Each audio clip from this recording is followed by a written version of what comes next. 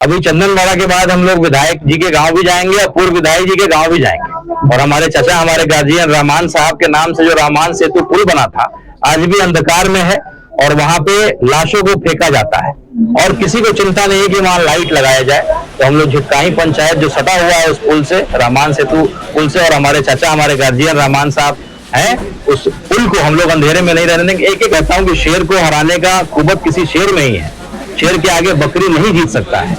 आज देखिए आप, आज 50,000 करोड़ रुपए, जो बिहार सबसे गरीब राज्य है, 50,000 करोड़ रुपए खर्च किए गए और बिहार सरकार ये कागज पर लिखती है कि 99% नल जल चालू है।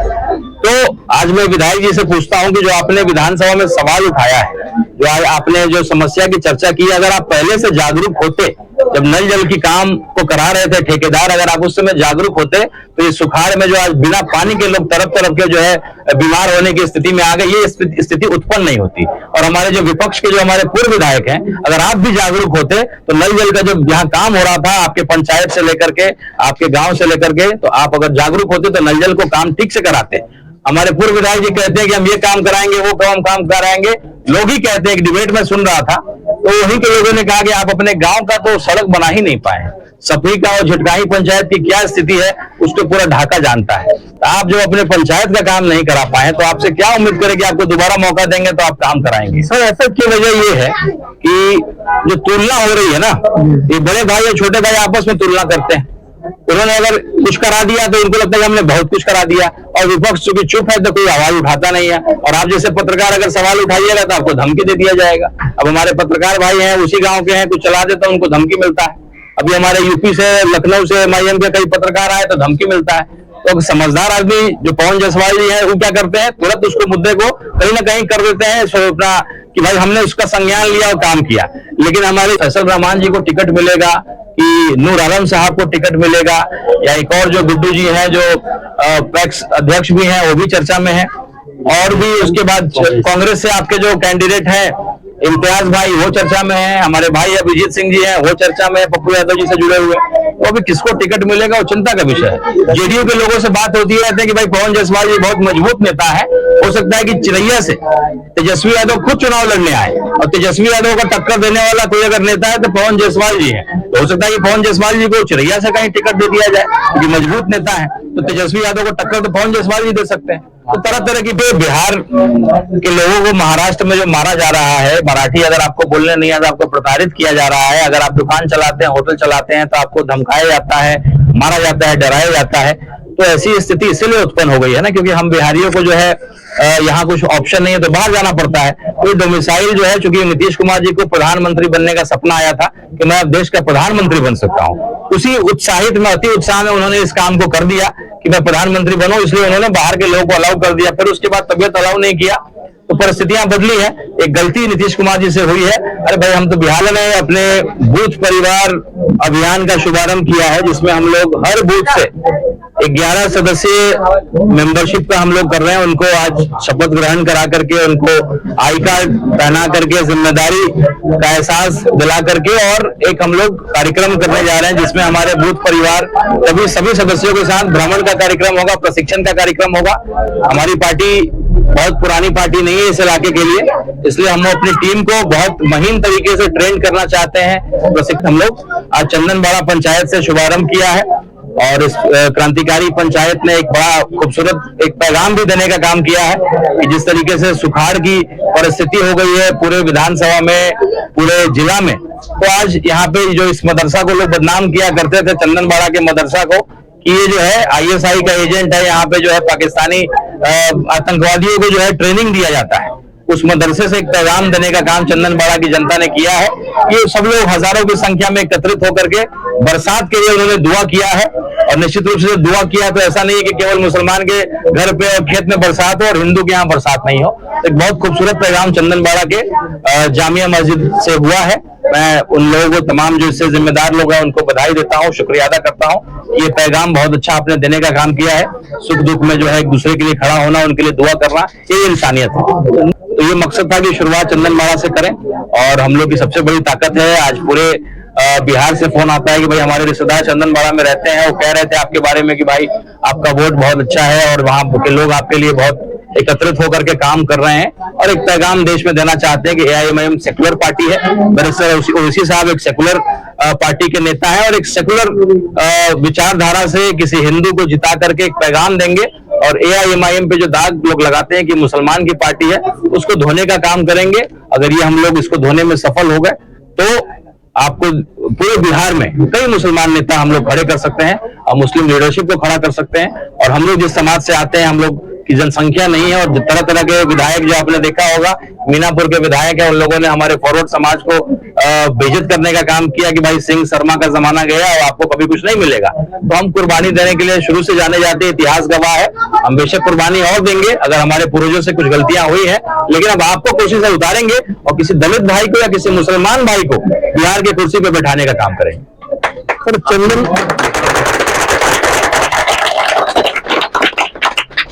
चंदनबड़ा सर एक बड़ा गांव है और ज्यादा मुसलमानों की आबादी है और ढाका विधानसभा में मुस्लिम कैंडिडेट फैसल रहमान है, उनका भी चेहरा है और बगल में ही पवन जायसवाल है।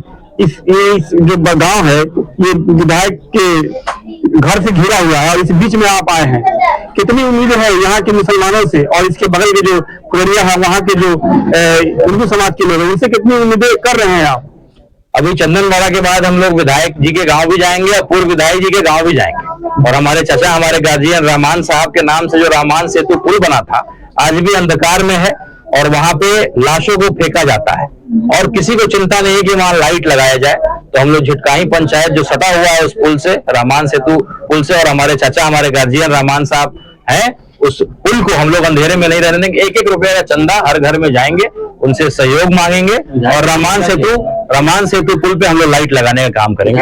वादा किया है, अब विधायक जी ने तो कहा कि अगर 10 लोग कह देंगे तब मैं करूंगा। आपने अपने भाषण में उनकी तारीफ की है विधायक की।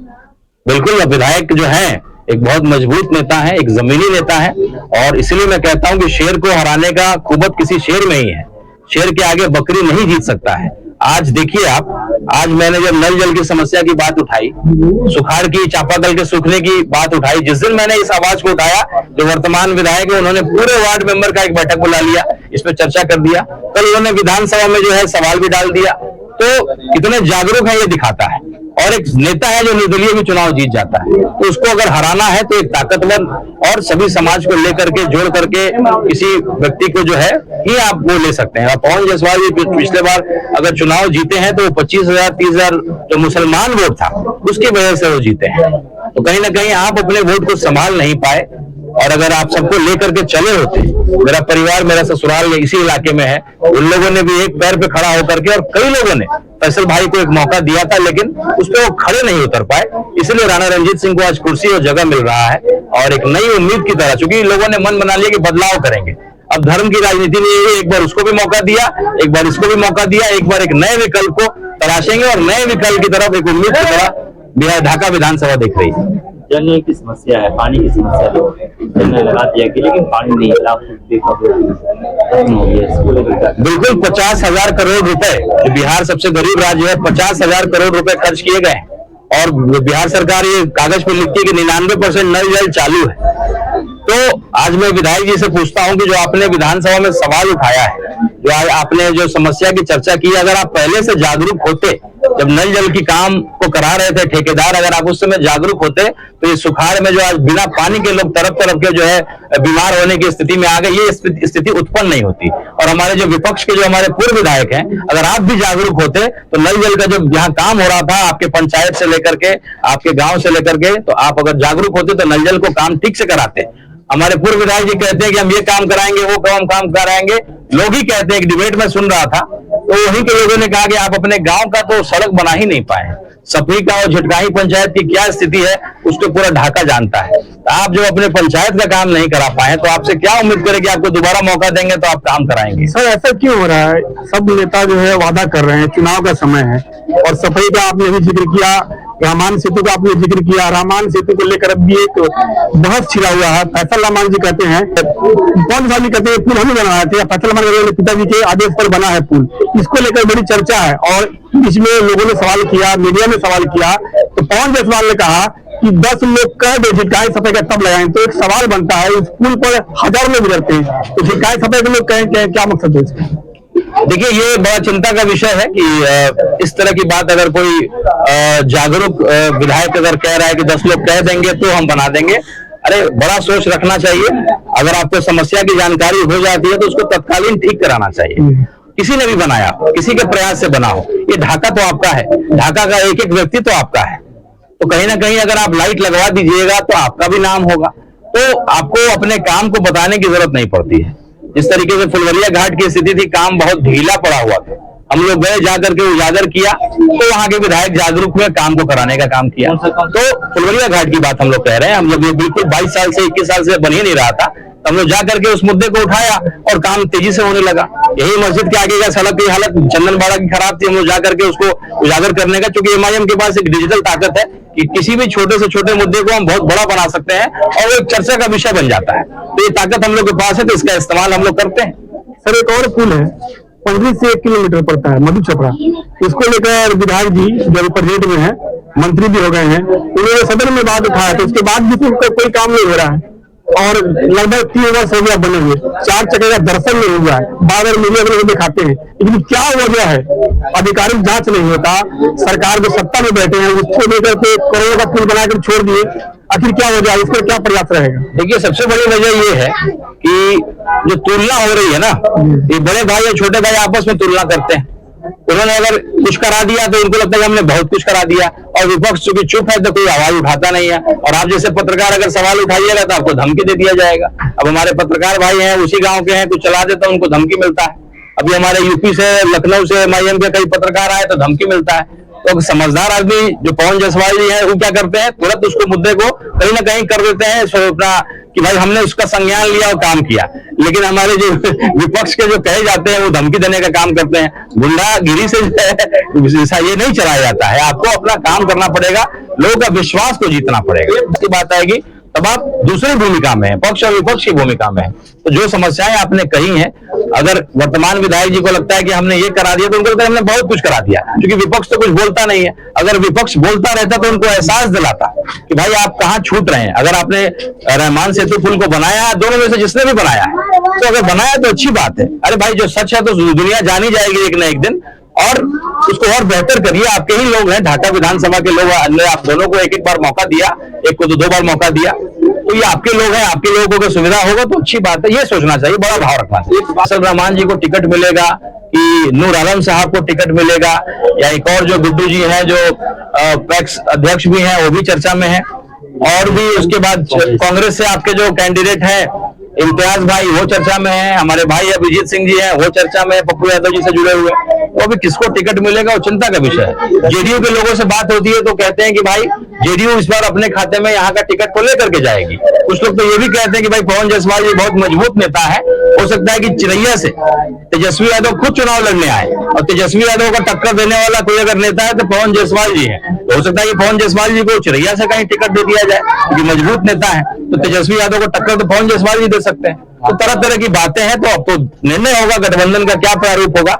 लेकिन हम लोग को टिकट अनाउंस है, हम लोग के राष्ट्रीय अध्यक्ष बोल करके गए हैं, तो हम लोग अपने काम को कर रहे हैं, संगठन को मजबूत कर रहे हैं। एक पक्ष का भूमिका निभाने वाला कोई नेता भी आपके बीच है, अगर आपके ऊपर कोई समस्या आएगी तो हम लोग बिल्कुल आपके साथ खड़े रहेंगे। तो ये बिल्कुल है, और यहाँ की समस्याओं को उठाने वाला, बोलने वाला कोई नहीं है, क्योंकि अब उम्मीद उनके अंदर बचा ही नहीं है कि भाई अगर हम बोलेंगे भी तो कुछ होगा।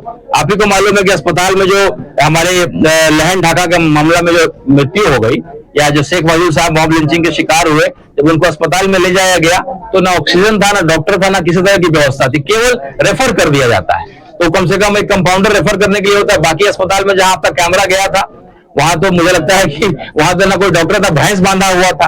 तो आप सरकारी केवल बिल्डिंग बनाते हैं, करोड़ों रुपए खर्च करते हैं, लेकिन डॉक्टर नहीं दे रहे हैं। विद्यालय खुल गया तो शिक्षक नहीं है, शिक्षकों को लगा दिया वोटर लिस्ट में।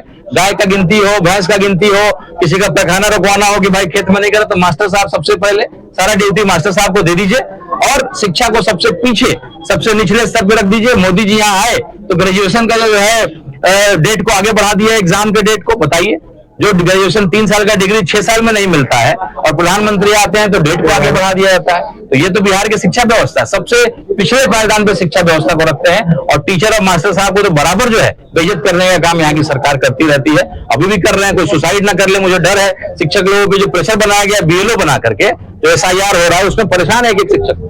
सर एक सवाल है, शिक्षक की आपने बात की है, बिहार में रोजगार नहीं है, लोग नौकरी के लिए बाहर जाते हैं, लेकिन हाल ही में जो BSc का जो बहाली हुआ है, जिसमें बहाली यूपी के, उत्तर प्रदेश के शिक्षक जो बहुत ज्यादा संख्या में आए हैं, आखिर क्या वजह रहा कि बिहार में क्या युवा नहीं थे, शिक्षक नहीं थे, जिनको यूपी से बाहर करना पड़ा है? अब महाराष्ट्र चले जाएंगे, जो महाराष्ट्र का नागरिक नहीं है, वहाँ का उस राज्य का नहीं है, उसको नौकरी नहीं मिल सकता। बहुत लोग महाराष्ट्र के रहने वाले जानते हैं, लेकिन बिहार में किसी भी राज्य के लोगों को नौकरी मिल गया, इसका क्या कहेंगे?